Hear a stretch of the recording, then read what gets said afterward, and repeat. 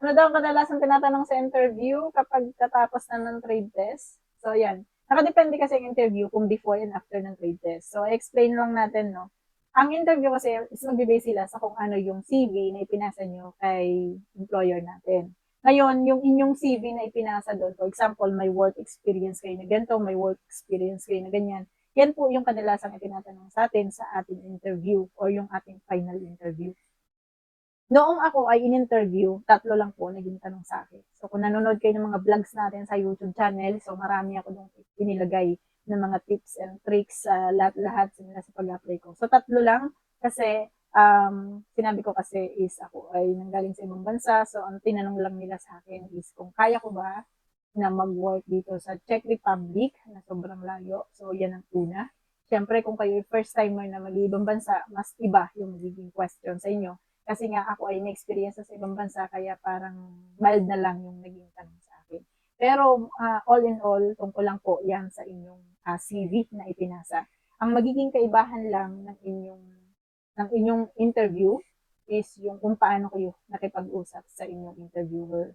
So doon sila magbe-base sa pakikipag-usap nyo sa inyong interviewer. Kasi magbe-base sila sa kung paano kayo gumalaw, kung paano kayo tumingin, kung paano kayo magsalita, at kung paano nyo i-deliver yung mga sasabihin nyo. So, ang masasabi ko lang is eye-to-eye contact. Kasi sila dito is mahilig silang makipag eye-to-eye contact. Hindi po dito kagaya sa Korea. Kasi sa Korea, hindi nila inaano na makipag eye-to-eye contact, di ba? Dito pa sa Czech Republic is parang Pinas. So, parang eye-to-eye contact pa rin kayong dalawa.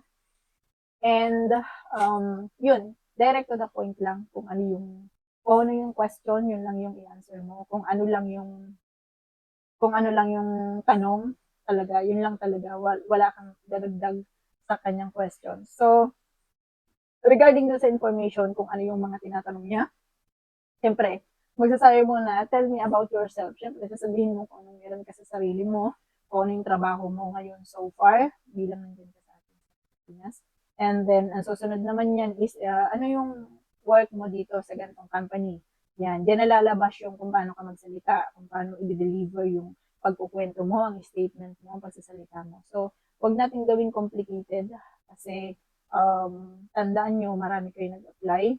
Kahit magaling kayo minsan, syempre, merong mas magaling sa inyo. Kaya, be true to yourself lang. Yun lang talaga yung masasabi ko.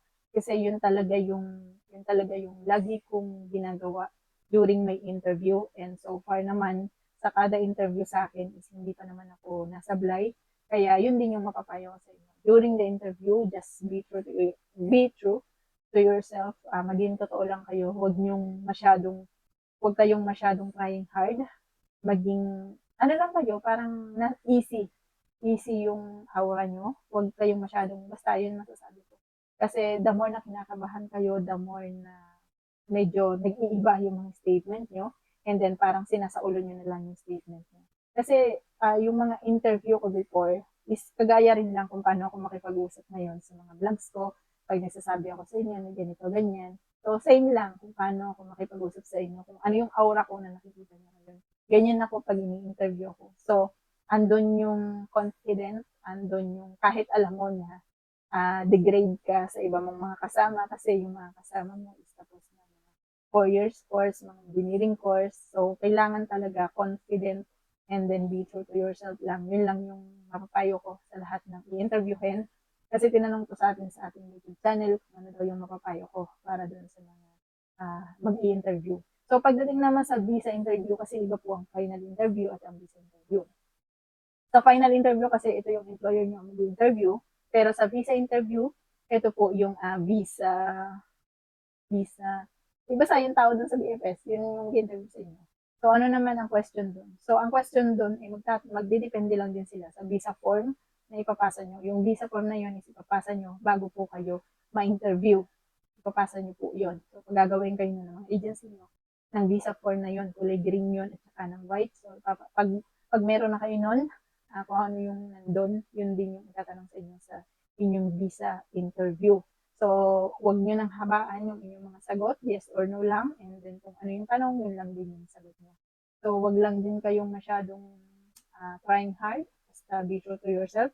Yun lang ang masasabi ko kasi mabilis lang ang interview doon sa BFS natin or doon sa Czech embassy. Iba pa yung Czech embassy. Kumbaga yung Czech, yung BFS, yun, doon. Basta, ang interview doon is mas madali compare doon sa final interview. Kasi sa final interview, lahat ng work experience mo tatanungin sa iyo, anong ginagawa niyo dito? Anong ginagawa mo dito? Pwede mo ba sabihin sa akin kung anong ginagawa niyo dito sa company na to? Unlike dito sa interview, tatanungin ka lang first time mo na nag ibang bansa. Ganun lang yung tatanungin sa'yo. Tapos, kung okay lang ba sa'yo, kaya mo ba na malayo to, ganyan, ganyan. So, lahat po yan is Taglish ang tanong sa akin before.